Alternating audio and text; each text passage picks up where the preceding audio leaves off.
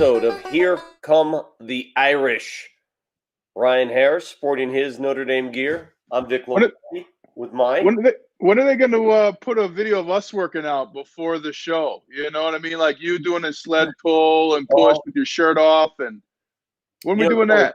It always cracks me up, you athletes, because we're all athletes at some level in our lives, but professional athletes today, there's never a day that goes by where I don't see a video from just grinding, man, doing the work, doing the grind, showing people working out. And I feel like, isn't that your job, Ryan? Shouldn't you be grinding in the weight room? You should be. You should be. And it's weird. I'm glad I got out of the weight room before the Instagram age, because these cats working out and using the phone. What is that, man? Come on. Be dedicated to your craft. That's a good point. At what point during lunges or squats do you say, okay, hold on a second, get this angle real quick? You know what? We need to find it. You and I, we're gonna hit the gym when this COVID's over. We're gonna get that pre-show going. Yeah. Hey, man. Well, welcome to the show. Here come the Irish. We do this on a weekly basis. We talk about last week's game, the upcoming opponent. We visit with famous Notre Dame alumni. I believe you have former Notre Dame quarterback Terry Hanratty later in the show today, correct? That's right. The legend himself on Time Magazine, too. Wow. That's awesome. Well, we'll also chat with a couple writers from the Notre Dame Observer, get their thoughts on the upcoming opponent. And, of course, Vic's Picks, which is the ever-popular. Here's the problem, though. Last week, nobody beat me. I was undefeated last week in Vic's Picks. Nobody wins a sweatshirt like the one you're wearing right now. Yeah, it's too bad. I mean, a lot of people lost last week with the Irish, but the Irish got the W. There are no ugly W's, no ugly wins or Y's. That's the rule in sports. 4-0 is 4-0, and I'd like to add that the Irish are undefeated ever since we've been doing this show, so there's a lot to be said there. First of all, you saw the latest rankings. Number 3 in the country. How do you, who played the game, how do you look at rankings this early, especially since a couple conferences haven't even kicked off yet? Do they matter as much as people think they do? You're definitely aware of it as a player. It affects how quick you come back from injury. It affects the focus, and it really does affect recruiting. And that way it really affects a program. Right now, Coach Kelly is able to call recruits. Hey, Vic Lombardi, we're number 3 in the nation. I think we could be number 1 if you were on our team. We really need you next year. It's a lot different than saying, hey, we're 17th in the nation and we can get into the top 10 if we get you on our team. So it affects everything in terms of a program standpoint. But from what the players do day to day, it does not matter. You're at Notre Dame to win a championship, and that doesn't matter. That doesn't change no matter what your ranking is. Well, it's still nice to see, though. I mean, anytime you see number 3, you got a single digit like that next to your name. And every week that ranking is going to be challenged. This week is no different. The ACC schedule continues. What's crazy about this game is I looked at the Pitt Panthers. They played 6 games already. They've already gone through 6. They've lost the last 3 in a row. But isn't it interesting how some of these teams have already played what seems like a full schedule? Others are still just trying to get down. Especially when the Big Ten's looking to play 8 games, you know? So almost a full season, almost a full Corona season right now for the Pittsburgh Panthers, but a tough team that really challenged Notre Dame last year. So it'll be fun to go down back to the place where, Vic, my first start at Notre Dame was with Julius Jones, and we set the rushing record, 222 yards for Double Deuce himself, Julius Jones. And then, oh, by the way, that's where I ended my career as a Pittsburgh Steeler. My last play is against the Kansas City Chiefs, a former team of mine, before I went to have 5 surgeries to save my leg below my knee. So a really interesting place, Pittsburgh, in my life. That's crazy. So did you play in college at the old Pitt Stadium? Because this is at Heinz Field. Yeah, Heinz Field. Nope. My first game starting was at Heinz Field. And I'll never forget, Coach Willingham would always bring us to the field of wherever we were playing so we could see the game clocks and things like that. So we walked out on the field, and this is back in the day too, Vic, where guys didn't even have iPods yet. There are a lot of disc men walking around and stuff like that. And I was walking back off the field, and my O-line coach was standing there, Coach Denbrock, and he goes, "Hey, will you feel good?" I said, Yeah. He goes, "Well, good, because you're going to start tomorrow." I was like, okay. So it was just this awesome moment, and to have the success we had, to play with Julius Jones, Jim Molinaro, and all kinds of just greats, Ryan Grant. it really started for me in Pittsburgh, and I really won the respect of my teammates there. Got to feel special being a graduate of Offensive Line U, which is what That's right. Hey, tell us about you've played 4 home games. I mean, you've had the same routine 4 times in a row at home. This will be Notre Dame's first road game. How is that adjustment?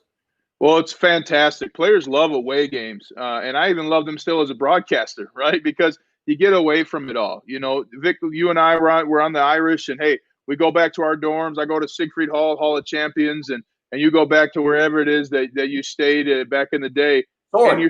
And you're sitting there at Soren, Father Soren, great play, man, by the way, last year. Got to see that. But you're sitting there and are you resting, or you see that, science or psychology book on there and you're like, well, maybe I could read a little bit. But when you're on a plane, on the road, one, you get to see a new city, and there are a few entrances to the city like Pittsburgh. You go through this tunnel and you get on the other side, and there's downtown Pittsburgh for you. Yeah. But there's so much time with your teammates. It's so hard to replicate anywhere else. So road games are really great for focus. Usually coaches want to have a home game, then a road game right away to really build that team component, have some fun, throw Gatorade bottles at each other, and get a win. But do you build in a disadvantage when you're a fan and you're seeing Notre Dame's on the road? It's a road game. That's how you think of road games. Do players even think that way?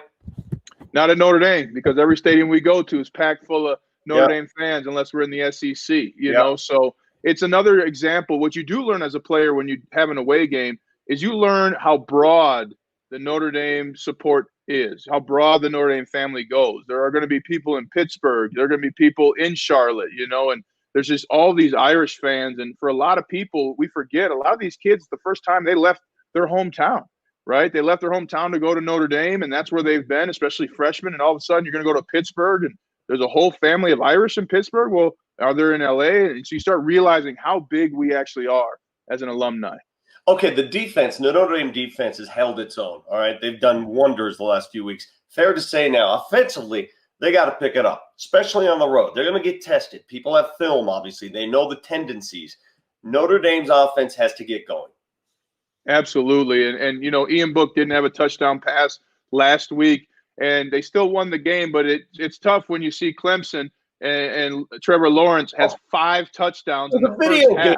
That was and so there is a school of thought of let's not give away what we're good at for our opponents to study. And another school of thought is we're going to do what we do, get confidence in doing it, and make people stop us. And I'm much more to that latter kind of mentality. And hopefully Notre Dame starts to do that this week against Pittsburgh. And Ian Book running the football is a big piece of the Irish success offensively. Yeah. One of the reasons no one beat me in Vic's picks last week is because everybody predicted 500 yards of total offense, 450 and all that. I think I was the only one who had it somewhere in the 300s, and that's exactly where the Irish fell. The passing game, the explosive plays, easier said than done. How do you manufacture those? Well, you got to really let people know ahead of time that that's where you're going to go. Hey, we're going to have this play on the second play of the game, or here are the 3 plays that we're really going to target. But it's also on Javon McKinley and Ben Skoranek, who Ben Skoranek had a career-high 2 catches at Notre Dame last week. Those 2 have to get going. You have Kevin Austin as well, who I'm really looking forward to him continuing to perform, and then Braden Lenzy. Those receivers, they have to step it up. Just take a look at Alabama last year. They had 2 wide receivers go in the top 15. That's the kind of talent eventually you're going to go against when you play at Clemson, when you play in Alabama in the college football playoffs. And you have to have weapons yourself to get the job done. You know what I can't wait to see here, how the big fellas up front operate in this game. Notre Dame ranked number 7 in the country in rushing offense. We know Notre Dame can run the ball. Well, Pitt is number 1 in rush defense. This is great versus great. Something's got to give here. Yeah, absolutely. But the strength of Pittsburgh's defense, and we'll talk with Aiden Thomas of the Observer in a little bit, is really their edge players. And that one of their players leads college football with 7 sacks already. He's a dynamic player. Reminds me of Ziggy Ansah, a player who used to play for the Lions, and he will be a first-day pick for the NFL. Now, they also haven't played a lot of talented teams, and that middle of the defense is wide open for some runs, and that's where Aaron Banks, Tommy Kramer get to work. One common opponent I see on the schedules, and that's Louisville, obviously. The Irish barely get by Louisville, and Pitt beat Louisville, almost a similar type of game, low scoring 23-20. Anything to glean from that comparison?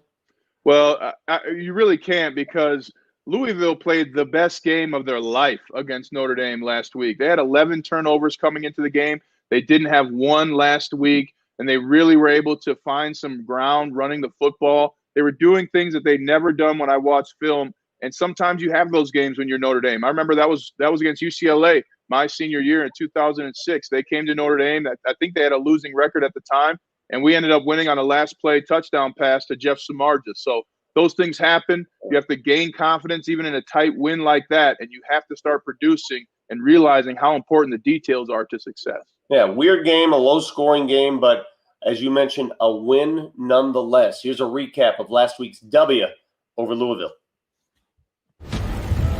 If this unit's going to be anything, it's relentless. And we know that bad things will happen today. Can we just set our minds to respond with our competitive best? Throw the next punch. Today they go for a 22nd consecutive home victory. And here come the Irish. Throws broken up. Kyle Hamilton. 2 scoring drives, both ending with a field goal. So at halftime, Notre Dame leading Louisville 6-0. Listen, everybody understands what we need to do and how to do it. But the fact of the matter is, we've got to crank it up. We're in a dogfight, okay? That team's got life. They believe. So you're in a battle now. But there has to be a tenacity. There's got to be a will. And there's got to be a sense of urgency from every man in this locker room. When we touch this field, we've got 30 minutes left to decide the outcome. Let's go do something about it. Let's go! Notre Dame dials up. Looks scrambles. Take off, look! Take off, look! Lower the shoulder. Reach for the pylon. And in for the touchdown. And the Irish are back on top. You got your back. Let's go, D. Downfield. And it is deflected. Just like that. Go back to the other side. Look out. Dalen Hayes with the big hit. Notre Dame has come up with 3 big third down conversions on this drive, and that might seal the fate of this game. I'm here to tell you the truth. You did a lot of really good things today, but you're going to be met with stiff competition when you're one of the top 5 teams in the country. You got to find ways to win, and we won today. What I was equally proud of is we had some guys step up today. His versatility, his selflessness, one of our leaders on our football team, and he gets the game ball, and that's Sean Crawford. 1, 2, 3, 4.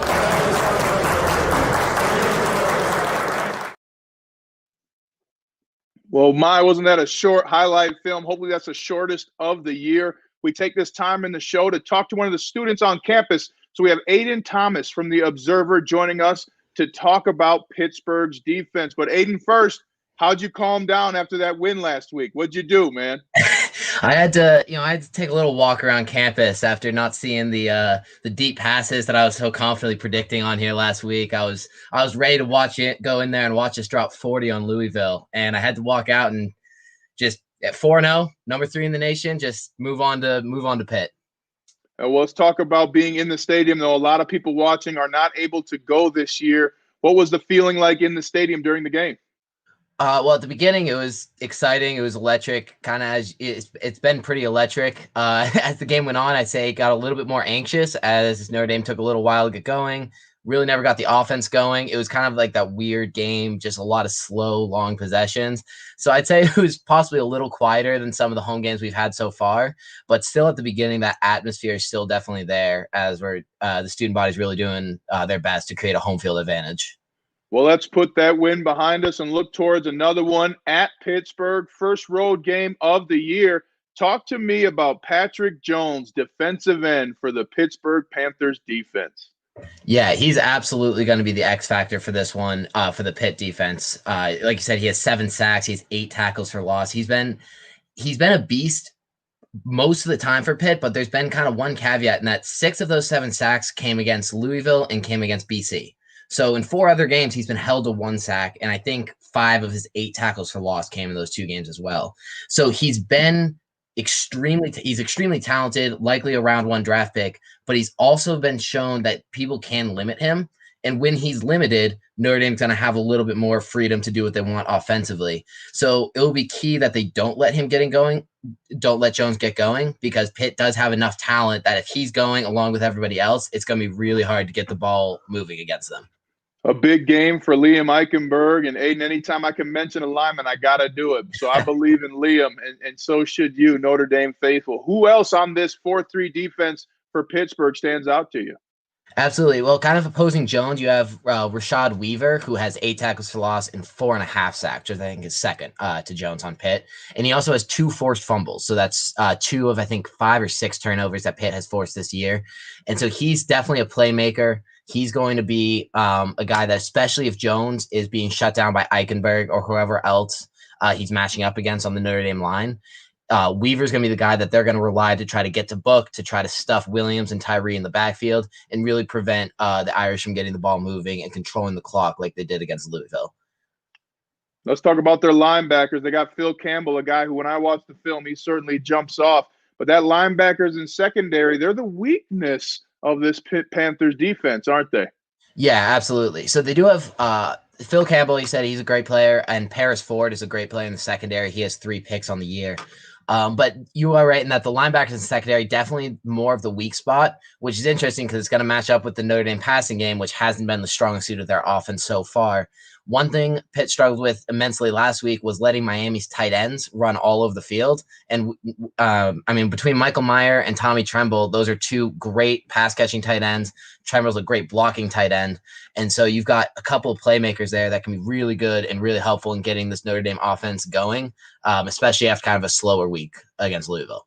Well, maybe I can get you a shout out in the broadcast if the tight ends start having a day. So you'll have to listen to the radio call. And lastly, our favorite part of getting to talk each week, put on your offensive coordinator hat, Aiden. What kind of plays do you want to see this week? Absolutely. So I'm gonna keep it pretty simple this week. I want them to pull a lot of those counter plays, and I want them to go away from Patrick Jones. The counter plays we saw were super successful against Florida State, and I don't want to be bold and predict deep passes again because that bit me last week. So if they can pull some of those counter plays, get Tremble in the game as a lead blocker, and then start having Williams and Tyree just absolutely explode out of the backfield, establishing the run game has been key for the offense so far, and doing that again is going to be critical. And if they start running those counter plays with success, that might open up some play action options where you can start getting Tremble and some of those receivers into the game later on. He is Aiden Thomas from The Observer. Thanks as always, Aiden. Thanks, Ryan. Appreciate it. And now let's get to Coach Kelly and what he has to say about the first road game for your Irish. I paid strict attention to the protocol and procedures and our travel.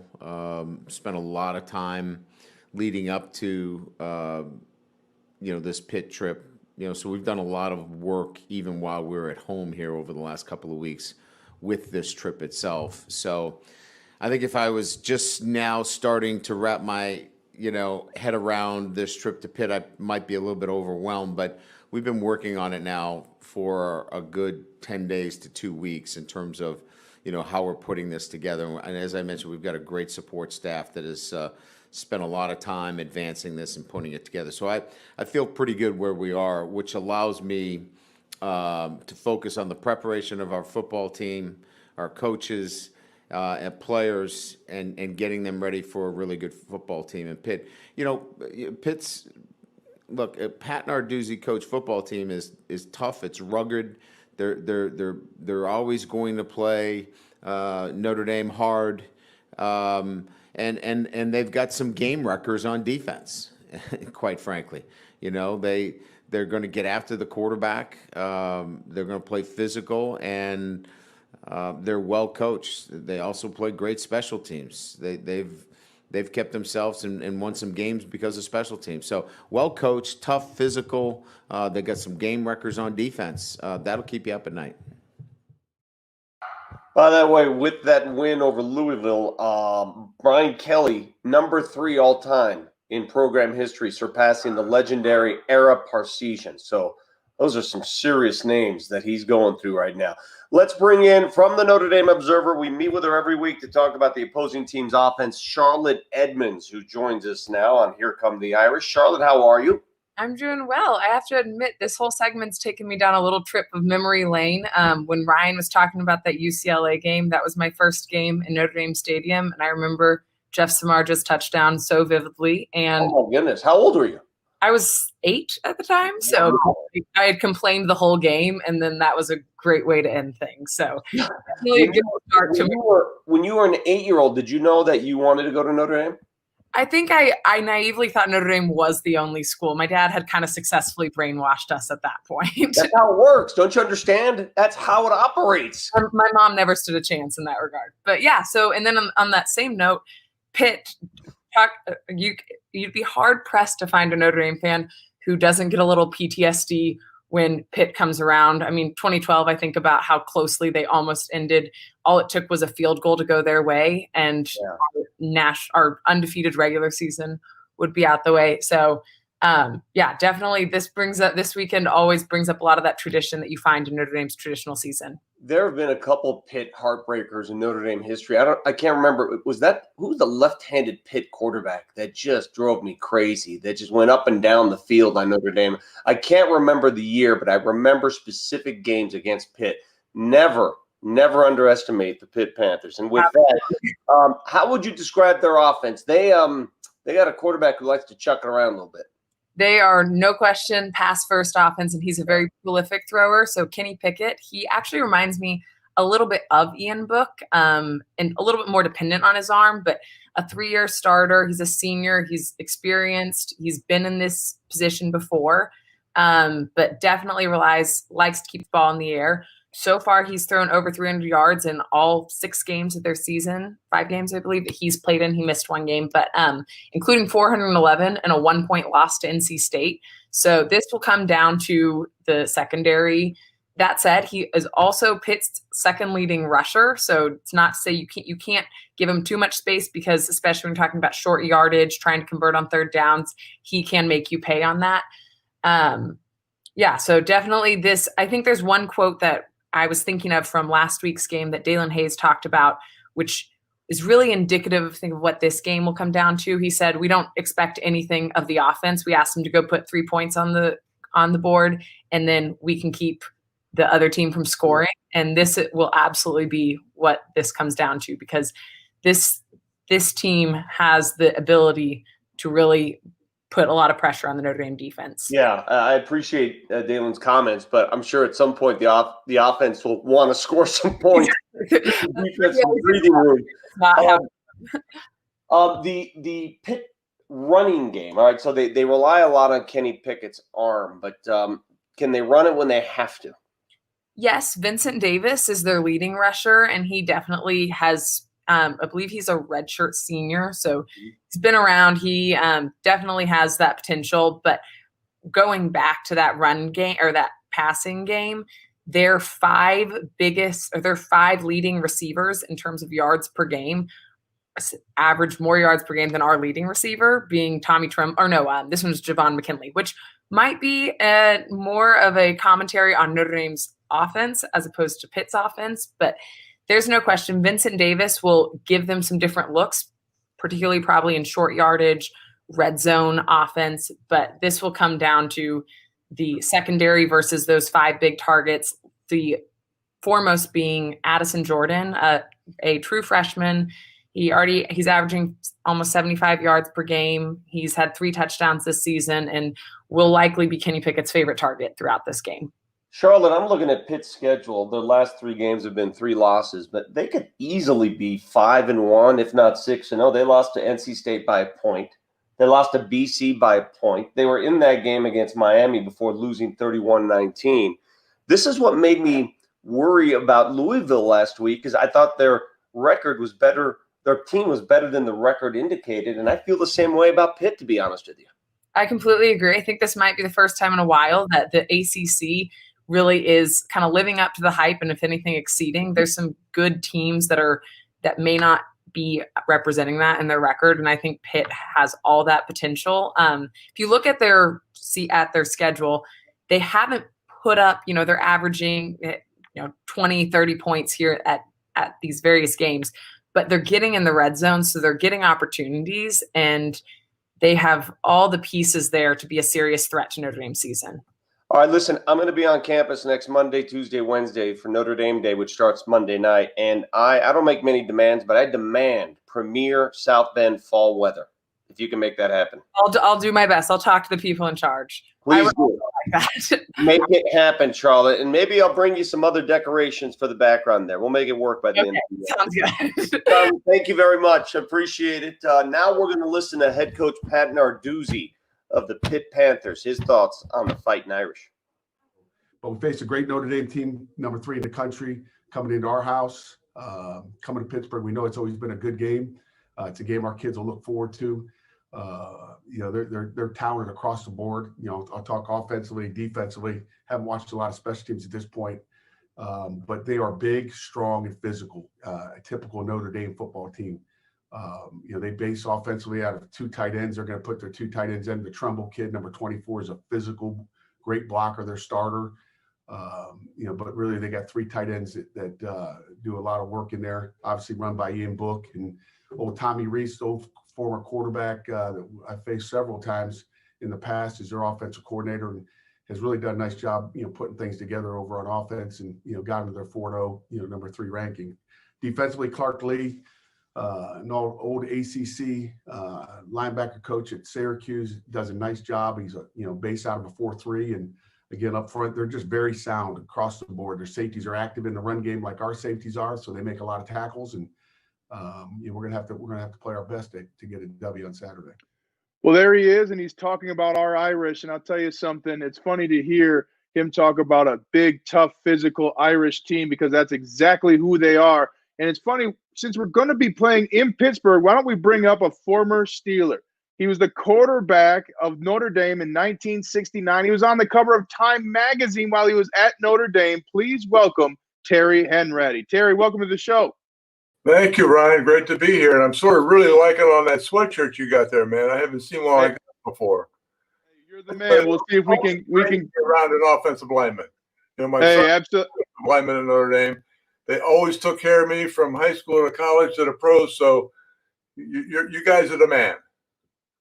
I know you were a good quarterback already, because every good quarterback knows and loves their linemen. And great to see you. I know you battled COVID earlier. What was that like to get over?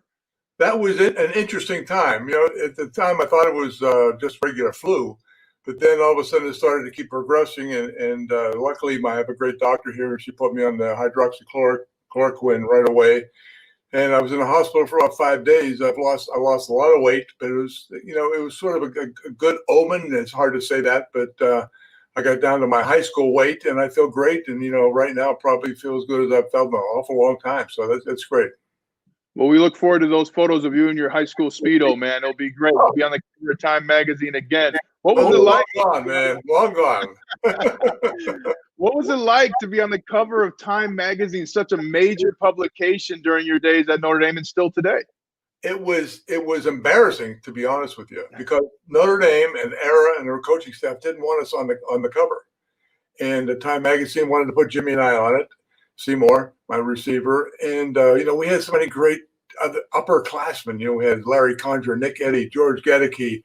You go on Alan Page and Pete Duranko and all these, Jimmy Lynch. And, those are the guys that really deserve to be on the cover. But, they like the pretty guys, right? But they couldn't. Notre Dame would not give them a picture. They had to use a painting of a picture in order to get it on the magazine. Little known, right? Era's right here. Era was trying to shut down your money making early. He didn't want you to have too many girlfriends and focus on the game. I'm not sure he was wrong, but you went from Notre Dame and then played. We share the Pittsburgh Steelers in our history. You were a second-round pick for the legendary coach Chuck Noll. Tell us a story about your time with Chuck Noll as a Pittsburgh Steeler and a 2-time Super Bowl champion. Well, first of all, my hometown is only 30 miles from Pittsburgh. Butler, Pennsylvania, right up the road, north of Pittsburgh.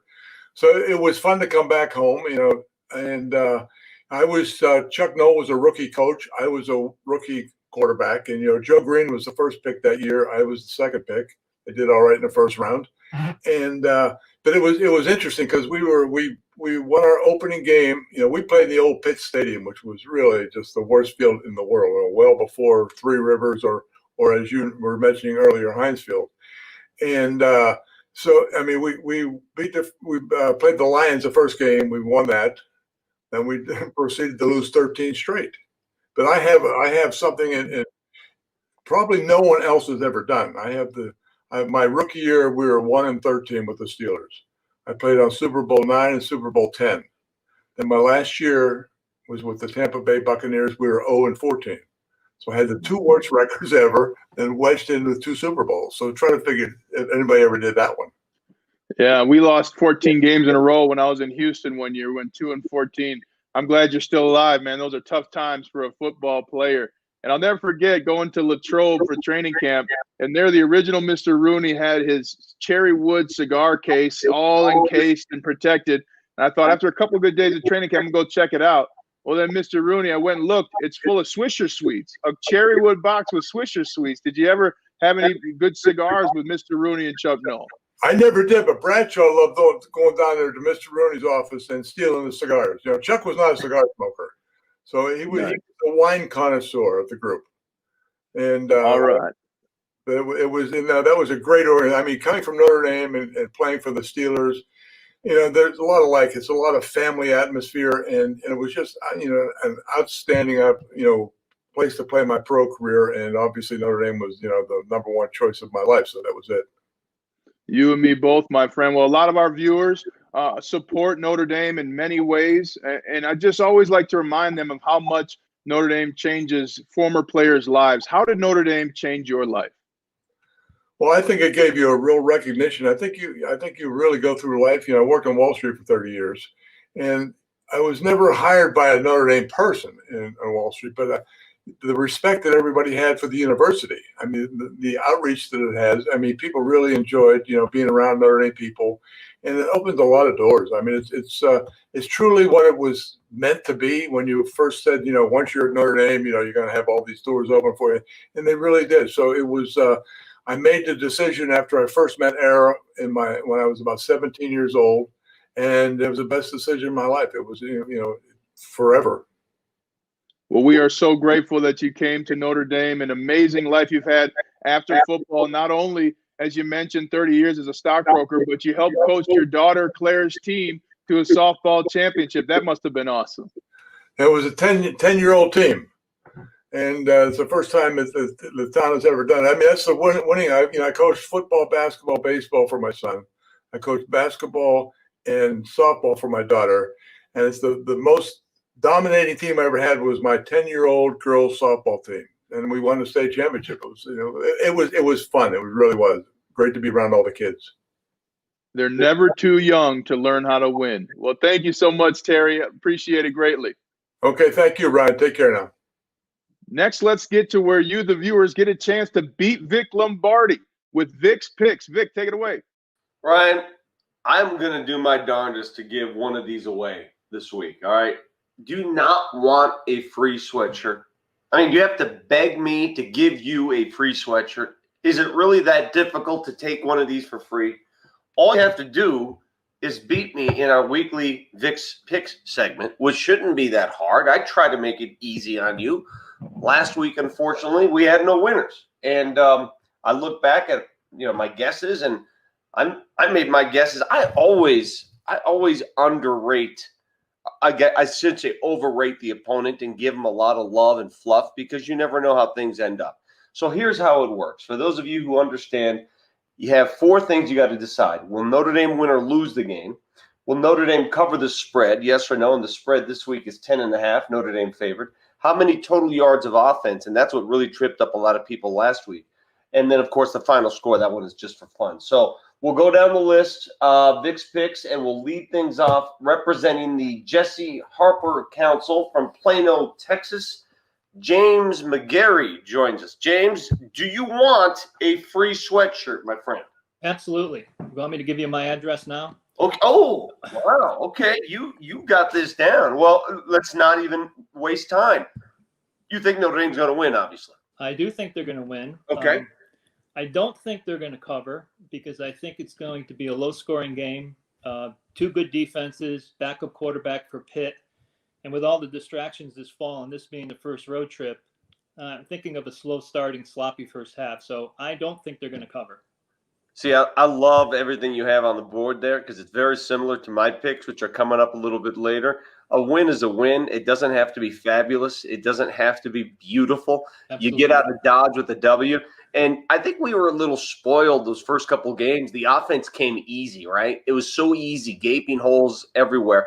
Football's not supposed to be that easy. And this is obviously the best team they're going to play so far. Pitt's surprisingly 3-3, I think, is their record. But they were projected to be a lot better, and their defense is pretty good, pretty solid. James, I like it, buddy. Good luck to you. Hope you win one. Thank you, sir. Take care. Up next, from the Kavanaugh Council, Chris Grand Prix, 1988. Chris, did I pronounce that properly? You got it right, Vic. You can never have enough Notre Dame apparel, so I look forward to a sweatshirt. Good for you. I like the one you're wearing right now. Where are you broadcasting from right now? Are you on your patio? I am in my home office in Richmond, Virginia. Beautiful. Okay. You graduated in 88. I got to school there in 88. What dorm were you in? I was in Howard Hall, which dates myself since at the end of my junior year, it was converted to a girls' dorm. Yeah. I was hoping my daughter would wind up in Howard. By the way, what was the reaction on campus when that happened? Because I'm sure a lot of you were very comfortable at Howard at the time. And we loved Howard, and as much as we all would like to have stayed while I was converted to a female, they didn't let that happen. So it actually allowed me. I was a rising senior. Most of my friends were planning on staying in Howard as a senior, and it was frankly the only way my parents at the time would have let me live off campus. So we picked up Howard Hall, we moved it to Campus View Apartments, and we had a good senior year. Oh, Campus View Apartments. I remember the parties there. Thank you very much for that stroll down memory lane. All right, Chris, what do you got for us here? Well, I think while Notre Dame struggled a bit last week, I think they begin to get the offense back on track, score a few more points through the passing game. So I've got Notre Dame winning 27-13 and covering the spread. All right, so 27-13. It won't be a total blowout, but 380 yards of offense. What'd you think about that game last week against Louisville? You a little scared? Yeah, it was, I think that the defense played so well that I just kept waiting for the offense to get on track. They moved it up and down. They obviously struggled in the red zone. So I'm sure it was a focus in practice this week. And, I think it's a strength-on-strength matchup in terms of our running game against Pitt's running defense. But hopefully, if they crowd the box, we'll be able to get the tight ends and get the receivers into a little more action this week. Chris, thank you. Shout out to the Campus View Apartments, by the way. All right, thanks, Vic. Take care. Up next, from the Soren Society, Cornelius Neil Brown, class of 75. Cornelius, do you want me to call you Neil or Cornelius? Give me an option here. You can call me either, but if you call me Corny, there'll be a fight. Okay? Beautiful. I like that. Neil is what everybody calls me generally. Well, you are the best dressed guest we've ever had on this show, just so you know. Wonderful. I'm in my office in downtown Chicago. Oh, okay. That explains it. Where did you live when you were at Notre Dame?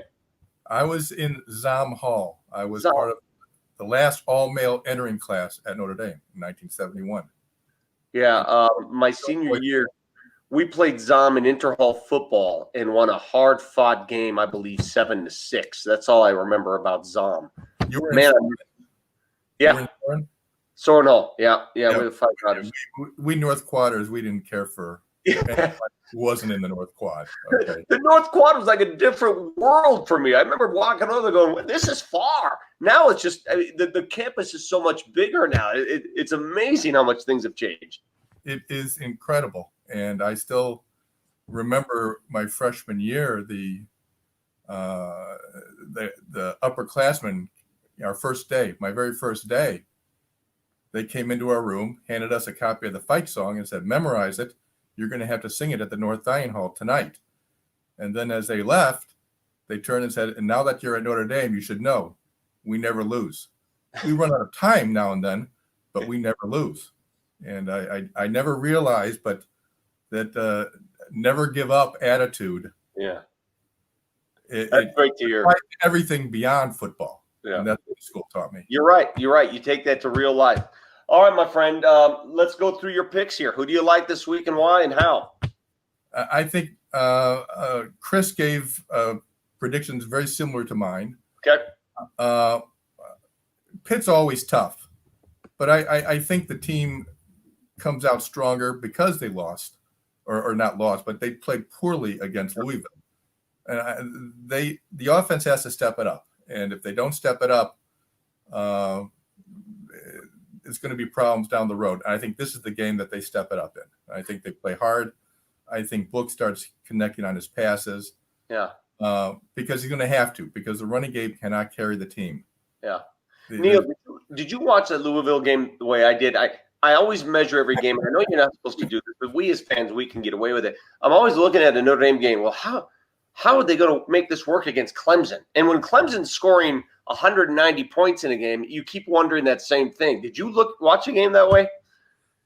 Yeah, actually, and I also watched the game the way I heard that you do, which is by myself. Darn right. And my wife came down to tell me something, and I said, "This is not the time to talk to me right now." And she should know that. We've been married for 37 years.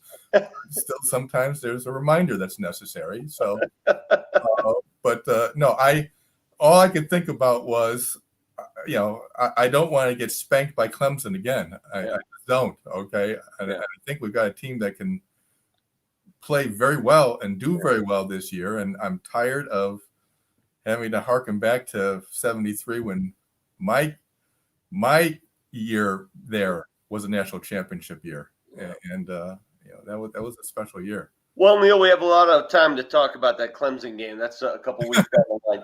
Hey, buddy, thank you very much for your pick. Good luck. Hope you win a sweatshirt. Okay, thank you. You good luck to you as well, sir. Take care. All right. Representing the Rockney Athletics Fund, class of 94 is Chris Martin. Chris Martin, come on down. You're on Here Come the Irish. How you doing, buddy? Good, great. Thanks. How you doing? I'm great. I can't complain. You look fresh down there. What dorm did you live in when you were at Notre Dame? Dillon Hall. Oh, you were a Dillon guy. I had a bunch of buddies in Dillon. I was off campus because I transferred in. And so we started off campus. And some of my off-campus buddies went to Dillon. I went to Soren. But I remain fast friends with a lot of those Dillon guys. Love Dillon. That's a great dorm. All right, buddy, who do you like here and why? All right, well, like Notre Dame to win, but it sounds like everyone's sort of in the same boat. Very close to spread. I don't think we'll cover the spread. I think it's going to be like a 23-14 score. But I think, as Neil's talking about, if we don't get the passing game going, I think Irish need to be on upset alert. They need to be able to pass the ball to get around Pittsburgh's defense because they can stop the run and they can definitely get to the quarterback. I think that's like 29 sacks in 6 games already, so they know how to get to the QB. And it's not like they just teed off an Austin Peay. It's pretty consistent through the 6 games they played so far this season. From a yardage perspective, I'm looking at 325. Pretty close to like what the 3 teams averaged. The 3 teams that beat Pittsburgh the last 3 games, just over 300 yards. How often do you get up for games? I know this year's different, but you pretty standard watcher up in South Bend, or do you stay home? No, I get up every few seasons. I actually went up last season for the SC game when I went with my good buddies of mine who's never been to Notre Dame before. So for him, I said, well, you're going to SC then. It was a great experience. And having been in South Bend for a game in October since 93, toward the end of the game, I was shaking, and I wasn't sure if it was because I was cold or because I was just really nervous because SC was driving again. And just sort of like reminisce like what it felt like as a student, whereas toward the end of the game, it's really close, it's nail biting. It felt very much like I had never left. It was really neat going back to campus. Isn't that crazy? I had the same. I go back often for games. I have the same feeling too. I mean, you're sitting there going, "Oh yeah, I remember this. I remember it now." There's nothing like it. Chris, thanks, bud. Good luck to you. Thanks, Vic. I appreciate it. All right, let's go to the John Cardinal O'Hara Society. Alan Jolly from Carmel, Indiana. Hey, Alan, how you doing, bud? I'm fine. How are you, Vic? Good to see you. I like that pullover. That's cool. That's a good. So where are you broadcasting from? Is that your Notre Dame room? It's my home office, which pretty soon, hopefully, will be my retiree office. So, it's my home office. All right. Tell us about your Notre Dame experience. Well, I'd wanted to go to Notre Dame when I got out of high school. A long time ago. I just didn't have the money to do it. So about, 35 years later, I had a chance to go to Notre Dame through the executive MBA program. So dreams do come true if sometimes they're just a little delayed. So that is so cool. How old were you when you were there? Let's see. I think I was about 50. Wow. And what was that like? I mean, you had to be the oldest guy in your class. I did. I brought up the average in the class for age, but it was good because I have twin daughters, and at the time they were in school also. At Notre Dame? No, they were in high school. Oh, okay. Maybe even grammar school. So Dad did his homework, and they did theirs. So it's probably a good experience to show lifelong learning, and that one day if you work hard, the stars line up, and you get to know to Notre Dame, which I love since high school. So took a roundabout way, but I got there. Alan, that's like a delayed Rudy story. I love it. Let's make a movie. Let's make a movie. First, let's get your picks. Who do you like this week? I got to go with my heart, so I'm going to pick the Fighting Irish. Okay. You didn't say that. Didn't sound too convincing when you say you got a close game there too. I do. Well, last week, against Louisville, that was a tough one. But I watched also some of the Alabama and the SEC games, and we got to step it up if we're going to be able to compete with those schools. Yeah. But I think we'll take them. Pitt always plays hard against us. I remember when I was in school, I went to every game, and whenever Pitt showed up, it seemed like it was going to be a long afternoon. But I think we're going to prevail. It's going to be a good year. Alan, I'm too lazy to look it up right now. The lefty quarterback who maybe a decade ago who was the lefty quarterback that went up and down the field against Notre Dame and beat the Irish that year? If anybody watching can remember and identify, I think it started with a P. And I just remember him throwing darts. And every time I think of Pitt, I think of that game. So you're right, though. Pitt always concerns me. Hey, we got your picks. Best of luck. Love your story. Great. Thank you. Go Irish. Take care, Alan. All right, we're going to go now to the Congregation of Holy Cross, Reverend Eric Schimmel. Reverend, welcome to the show. How are you? Oh, my goodness, you got a terrible towel. You must be from Pittsburgh. I am from Pittsburgh. It's good to be here. Good to see you. Although I grew up in Pittsburgh, I grew up a diehard Penn State fan, so it's okay to cheer against Pitt. Did you really? Wow, what a conflict of interest over there. Well, grandfather and great-grandfather went to Penn State, so we're a little minority in the neighborhood, but that's okay. How would you describe Pittsburgh, PA, to folks who've never been there? Because I agree with Ryan Harris. When you come through that tunnel and you see that city, it's nothing that you expect. It's like, wow, it's eye-popping. It is. And I've joked with some people that I grew up in the Holy Land. From a Christian perspective, 3 rivers, 1 city, very Trinitarian.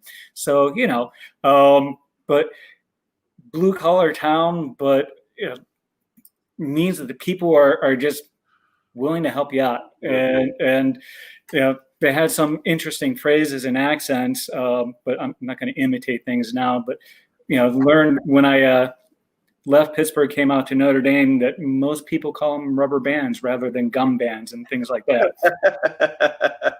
Every community has its own language. All right, Reverend, who do you like this week? I think the Irish are going to win, but they're not going to cover the spread. I think they're going to realize if they want to play on Sunday, you got to play well in a place like Heinz Field, but Pitt's also going to be charged up for them. A couple big plays will rack up the yardage for us, but I think it's going to be a slog. Very nice. And I agree with you. Big plays. We haven't seen enough big plays. We've seen them in the running game. We need to see them in the passing game this season. Reverend, thank you very much. Good luck to you. Thank you. God bless. All right. We're going to move on now to, let's see, who's available from the congregation. Oh, no, we just did Eric Schimmel. Look, I guess John Sabey. John Sabey from the President's Circle, class of 91. John, class of 91 right here, baby. How you doing? Doing good, Vic. How you doing? Very good, thank you. Gosh, I don't know if we met each other when we were in school. I graduated the same year. It's not a big school, but where did you live? I lived in Morrissey. Oh, man, I knew some folks in Morrissey. You ever go to Bridget's and see the Freddie Jones Band? Oh, my goodness, we lived at Bridget's. Are you kidding me? Yeah, I was the bass player in the Freddie Jones Band. You were? I was. Are you kidding me? I am not. Oh, that's phenomenal. What a story. So, from Bridget's, does Bridget's still exist? It does not. It's gone. When did it go away? When they built all those new condos and apartments and everything that are sitting out there, the Irish, I think probably. Oh, right, because they just took them all. They raised it all. Yeah, it's all gone. Is Linebacker Lounge still there? I believe. But yeah, the linebacker's still there because that was off to the east. Linebacker's still there. Man, I am right now. My brain. I'm rushing through all the memories. That's crazy. You need to get back there more often. You should have provided a photo. I wanted to see it before and after of you and the band. There? Now. Yeah. Come on, think ahead here, my friend. All right, John, who do you like? I'm taking the Irish in a close one. I mean, they've been grinding this year, and this is their first real road game. So I think it's going to be a tough slog, but I think at the end of the day, they're going to figure out how to pull it out like they've done all year so far. Do you make it up for games? I do. I make it out at least to one every year. My daughter is actually a senior this year, so I've been making it out for sure for the last 4 or 5 years. How has she responded to all this COVID-related stuff? Has it been a tough year for her? It has been a tough year. Yeah, she was actually international study student in London the spring semester last year, and so she got her program shortened and had to come home early from the spring, and then obviously she was very excited to go back to school this year, but it's obviously not been a very fun year. You know, she's having as much fun as you can have, but they're definitely locked down. It's not as fun as it should be. It is what it is. You got to face adversity at some point. John, thanks, buddy. Appreciate it. All right, go Irish. Take care. Okay, we skipped this fella earlier, but now we got him back on the line from the Order of St. Thomas. More, it is Matthew Heffling. Matthew. Hey, is it Hoffling or Heffling? It's Hofling. It's a long O. We'll let that one slide, though. So. Hofling. Man, see, if I don't get these pronunciation guides, I'm terrible. Where are you joining us from there? I'm from sunny Charlotte, North Carolina, down here in the South. Oh, beautiful. Are you in your patio here? A little patio, a little evening patio at Sports Center on in the background, and nice. On you tonight. Yeah. Do you make it up for games at all? I do. I have a freshman there this year, so we were hoping to come to the Clemson game. I actually hadn't canceled my flight yet. If you can pull some strings on somehow getting me into that one, but we do try to make it to a game or two a year. You know, it's funny you say that. Last week I ran into a couple Clemson guys here in Denver, and they were bent on going to that Notre Dame Clemson game this year, and it seems like their life is ruined because they can no longer do it. You know, and we fail to understand how many people, how many schedules will just ruined by COVID, because you make up your entire year on going to games like this. Absolutely. Not only the hotels and the flights. I had a lot of family and friends from this area that were looking to trek up there, and we were hoping for some cold weather. Still are for the Clemson Tigers. I don't know if they can do it like Notre Damers. I love that shirt, by the way. Very well done. Okay, let's get your picks here, Matthew. Sure thing. I got them bouncing back. I thought last week, something about the offense just wasn't clicking. I have a feeling Brian Kelly's got them working hard this week. I think they're going to go open it up a little bit with Lindsey and Austin. I like them scoring some points this week. So I had them 31-17 and covering. Even though I agree with your prior guess, I do think Pitt's always a challenge. I think the offense finally clicks this week. That's my thought. Let's hope so, and I'm with you on that. I'd love to see Austin on a go route to start the game. Let's just go. Send him down the sideline and launch it up there and get on the board. It worked for Alabama against Georgia. When I saw that, I thought, why don't we do that? So I think it's good. Thanks, buddy. Appreciate it. Take care. Go Irish. All right, take care. And now I got to give everyone my picks. And listen, I'm hoping I lose, all right? I want you to have this free sweatshirt. So don't consider this a threat. But if nobody wins this week, we might as well just turn this segment off. I mean, come on.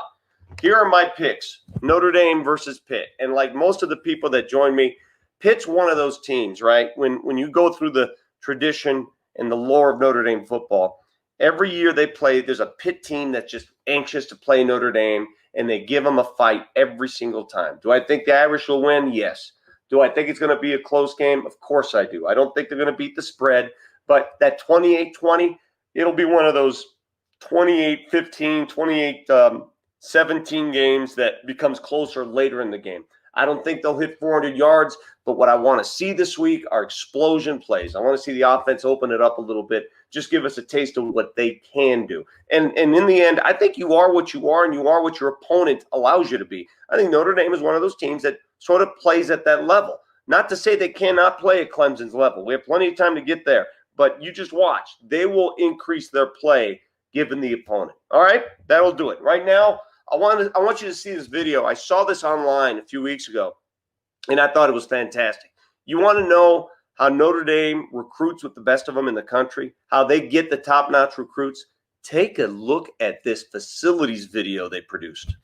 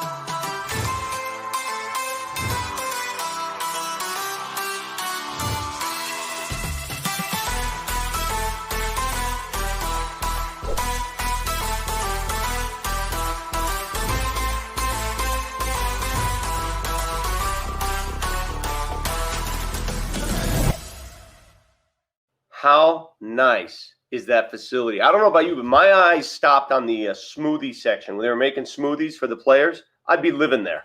Hey man, it was amazing. I transitioned in our junior year. We got to get into that building, and it's crazy how much space there is, and also in that lounge room, how awesome that is for players. Because a lot of players, you end school at 12:30 or 1, and you got about an hour until you got to be in the building. Well, now you can come in, get some tape early, relax there in the facility. And I love too how they said, hey, the stadium locker room's for game day. This one's for every day. And thank you to everybody who helped support Notre Dame to create those amazing facilities. It's all because of you. And I like to tell people, Ryan, that, there are those who say that's gluttonous, that's over the top. You have to understand something. The recruiting battle is a game in its own. Other schools are upping their game. If you don't compete at that level, you're going to lose out on kids. And that's the whole deal right there. Period. And the big thing too, just look at Oregon. They have a double-decker locker room. They have 2 floors to their locker room, and a huge, expansive situation there. And everybody, Alabama's locker room's insane. Even here where we live in Colorado, CU just made they have the largest cold tub in America. So things like that matter to kids when they're getting recruited, and we laugh, but we forget a lot of these recruits are 17 years old. What would you have been swayed by at 17? And all the flash and glitz and seeing yourself taking a nap in a soundproof room with a bunch of doctors and an awesome locker room. You want a part of that. The smoothies. You give me the smoothies, I'm in. All right, Ryan. Before we say goodbye, let's get your pick this week. Can Notre Dame bounce back offensively? What's it going to take to get this offense going? Yes, they can, and I believe they will, especially because of the inside running game. They're going to rely on Kyron Williams again, but Ian Book has to take off now. This is about the time where you have to start being who you are in football, and we need the Irish to have a concrete passing attack. I thought it was amazing what Charlotte said earlier, that 5 receivers for Pittsburgh have a higher average per game than Javon McKinley. That can't happen on Saturday. Let's take the fight to the Steel City and beat them. Now, do you force the issue in the passing game, or do you make it come organically? You got to force the issue, and they did that against the University of South Florida, but they really have to create – and one of the things that they do in the NFL is they say to the quarterback, hey, what are your favorite plays? The quarterback says, I like these 5 plays, let's run them. They even did that for Kansas City when Patrick Mahomes in the Super Bowl, they were waiting to run his favorite play until the fourth quarter when Tyreek Hill caught that pass deep. I think it was a 44-yard gain. So those are the things they need to go to Ian Book, say, what do you like this week? Let's start there, but let's also focus on the run. That offensive line is a great safety blanket, but you want to get Ian Book comfortable early, and that also involves him running. Every single game that Ian Book has ran early, that offense has really had a spark. Want to remind everyone, Notre Dame Day, Monday evening, goes into Tuesday night. I will be on campus myself, and if you donate, if you give during Notre Dame Day, you get one of these fancy Notre Dame masks, which I'm told are wildly popular, Ryan. Yes. Why wouldn't you want a Notre Dame mask? Let people know. Hey, they say you can always tell a Notre Dame graduate by the first 5 minutes, they'll tell you in a conversation. Well, now you don't even have to talk to people. Just let them know. Notre Dame is here. Notre Dame is practicing safety. My man, fun show. I appreciate it. We're going to say goodbye. For Ryan Harris, I'm Vic Lombardi. We say goodbye with the Notre Dame drum line.